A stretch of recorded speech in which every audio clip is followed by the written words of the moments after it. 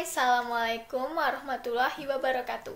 Om Swastiastu, Namo Buddhaya. Nah, hari ini kita akan belajar mengenai teks eksplanasi. Ada yang tahu apa itu teks eksplanasi? Ya, benar. Menurut Restuti, tahun 2013, teks eksplanasi adalah teks yang menerangkan atau menjelaskan mengenai proses atau fenomena alam maupun sosial. Contohnya, tsunami, gempa bumi, banjir, gerhana bulan, dan yang lainnya. Kalian sudah tahu apa itu pengertian teks eksplanasi, bukan? Nah, kemudian yang kedua, kita akan belajar mengenai struktur dari teks eksplanasi. Struktur dari teks eksplanasi. Struktur dari teks eksplanasi ini ada 3. Yang pertama, pernyataan umum. Yang kedua, deretan penjelas. Dan yang ketiga adalah interpretasi. Yang pertama, pernyataan umum. Pernyataan umum berisi mengenai penjelasan atau pengenalan fenomena. Yang kedua adalah deretan penjelas. Deretan penjelas yaitu berisi penyebab dan akibat dari fenomena yang terjadi. Yang ketiga adalah interpretasi. Interpretasi ini berisikan intisari atau kesimpulan dari pernyataan umum dan deretan penjelas. Nah, kalian sudah belajar mengenai pengertian teks eksplanasi, struktur teks eksplanasi. Kemudian yang ketiga, kita akan membahas mengenai kaidah kebahasaan dari teks eksplanasi. Kaidah kebahasaan dari teks eksplanasi ada 6. Yang pertama, fokus pada hal yang umum dan bukan partisipan manusia, seperti contoh banjir, gempa bumi, hujan, dan udara. Kemudian yang kedua, menggunakan istilah ilmiah. Yang ketiga, lebih banyak menggunakan kata kerja aksi. Yang keempat, menggunakan konjungsi waktu. Seperti contoh, yaitu bila, sebelum, kemudian, dan yang lainnya. Kemudian yang kelima, menggunakan kalimat pasif. Yang keenam, eksplanasi ditulis untuk membuat justifikasi bahwa sesuatu yang diterangkan secara kausal itu benar adanya. Nah, itulah kaidah kebahasaan dari teks eksplanasi. Kemudian kita akan melihat contoh dari teks eksplanasi. Mari kita lihat. Contoh dari teks eksplanasi berjudul Gempa Bumi. Gempa bumi. Gempa bumi adalah getaran atau guncangan yang terjadi karena pergerakan lapisan batu bumi yang berasal dari dasar atau bawah permukaan bumi. Peristiwa alam itu sering terjadi di daerah yang berada dekat dengan gunung berapi dan juga di daerah yang dikelilingi lautan luas. Gempa bumi terjadi karena pergeseran lapisan bawah bumi dan letusan gunung yang dahsyat. Selain itu, gempa bumi terjadi begitu cepat dengan dampak yang begitu hebat. Oleh karena itu, akibat yang ditimbulkan sangat luar biasa. Getaran gempa bumi sangat kuat dan merambat ke segala arah, sehingga dapat menghancurkan bangunan dan menimbulkan korban jiwa. Berdasarkan penyebab terjadinya, gempa bumi dapat digolongkan menjadi 2, yaitu gempa tektonik dan gempa vulkanik. Gempa tektonik terjadi karena lapisan kerak bumi menjadi keting atau lunak sehingga mengalami pergerakan.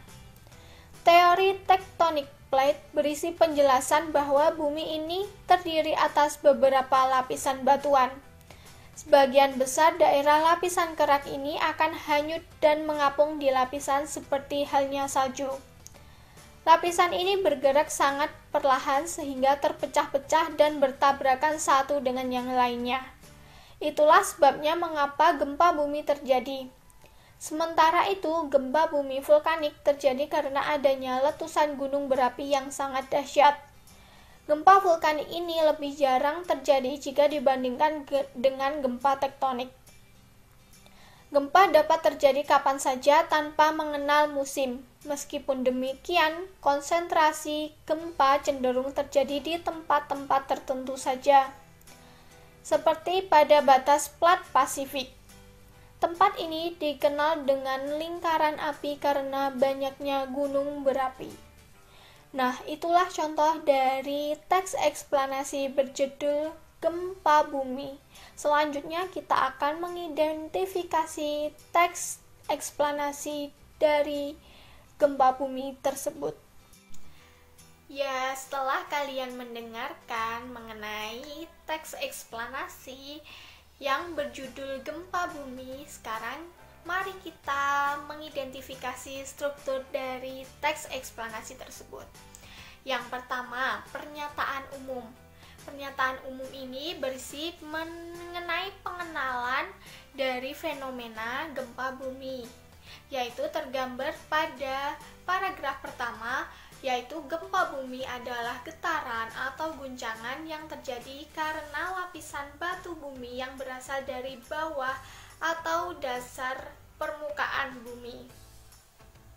Kemudian yang kedua, deret penjelas. Nah, deret penjelas ini berisikan penyebab dan akibat dari gempa bumi itu terjadi, yaitu tergambar dari kalimat berdasarkan penyebab terjadinya gempa bumi, yaitu ada dua, yaitu gempa tektonik dan gempa bumi vulkanik. Kemudian interpretasi atau kesimpulan, tergambar dalam gempa dapat terjadi kapan saja tanpa mengenal musim dan yang lainnya. Nah, kalian sudah tahu mengenai struktur kebahasaannya.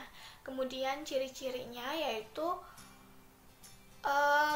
pada judul gempa bumi ini terdapat kata gempa bumi yang bukan partisipan manusia. Kemudian menggunakan beberapa istilah ilmiah dan menggunakan konjungsi waktu serta menggunakan bahasa yang ringkas dan jelas.